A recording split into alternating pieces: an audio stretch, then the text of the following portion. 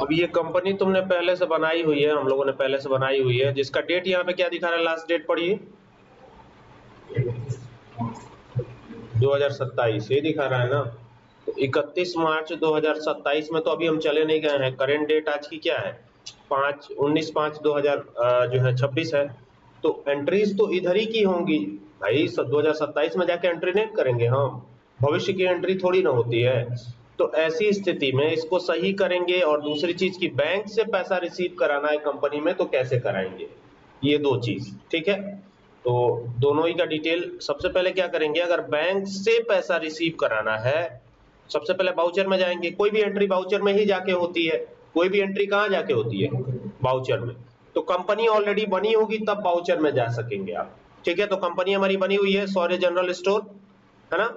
और इसका डेट सही करना है। अब जैसे 31 मार्च 2027 दिखा रहा है, देखना पड़ेगा, कंपनी में जाना पड़ेगा और कंपनी को अल्टर करना पड़ेगा। तो कैसे करेंगे, तो यहां से कंपनी पे जाएंगे और यहां से अल्टर कंपनी और एंटर करेंगे और यहां से ये आ गए।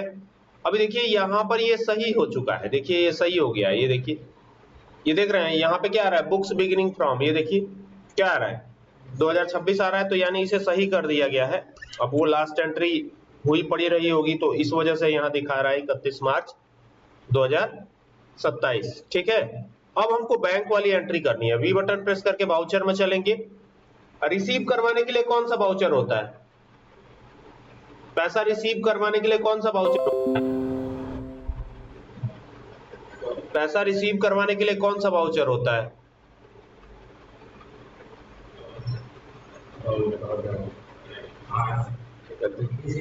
रिसिप्ट बाउचर होता है।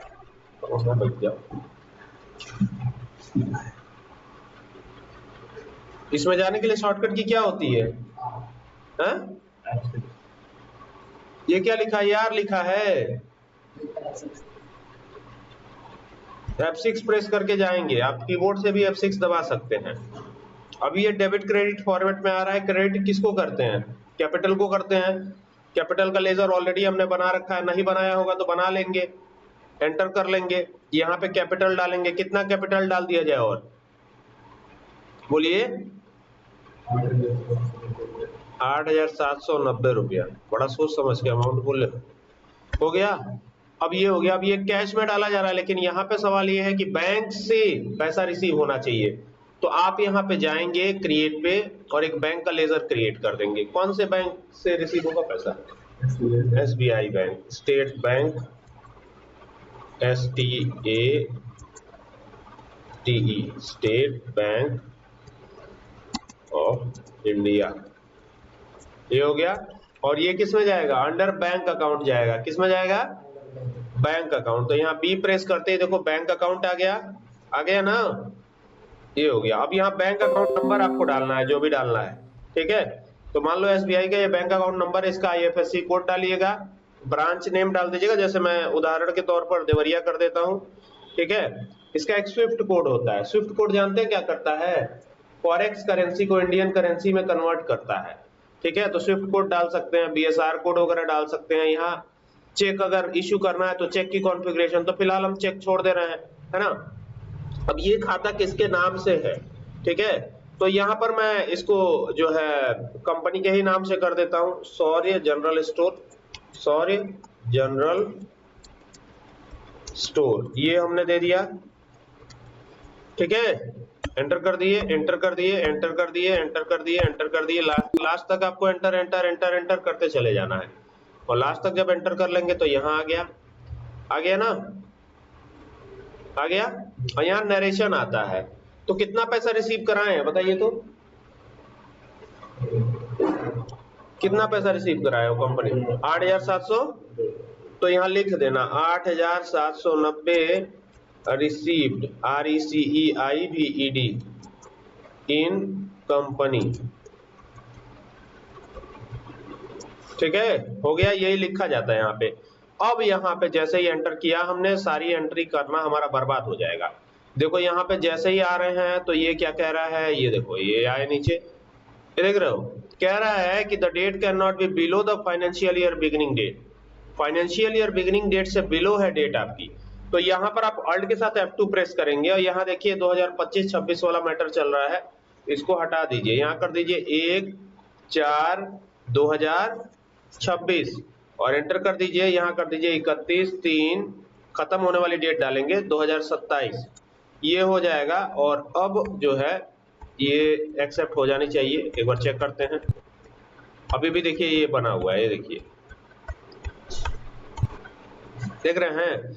अब कह रहा है the date can not be below the financial year beginning date, financial year beginning date से बिलो डेट नहीं होनी चाहिए। तो देखिए डेट कौन सी पड़ी हुई है यहाँ पे ऊपर,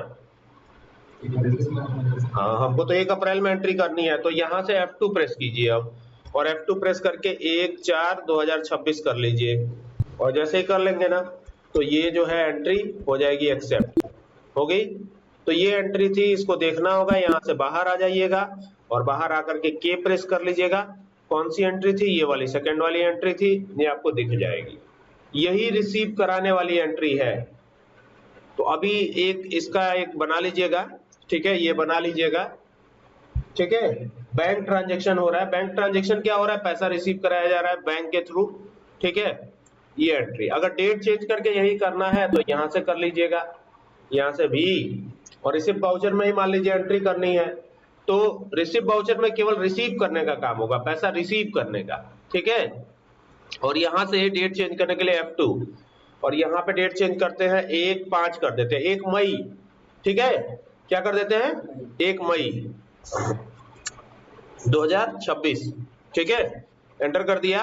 अब 1 मई में कुछ पैसा रिसीव करा लिया जाए, तो ये हो गया। अब मान लीजिए 5000 ही रिसीव करा रहे हैं, तो यहाँ 5000 अमाउंट डाल देंगे, ठीक है, एंटर करेंगे। अब स्टेट बैंक ऑफ इंडिया से जा रहा है, तो ये जो है इस प्रकार से रिसीव हो जाएगा, फिर नीचे आप चाहे तो नरेशन डाल सकते हैं, ठीक है। आ गई बात समझ में, नोट कीजिए इसको।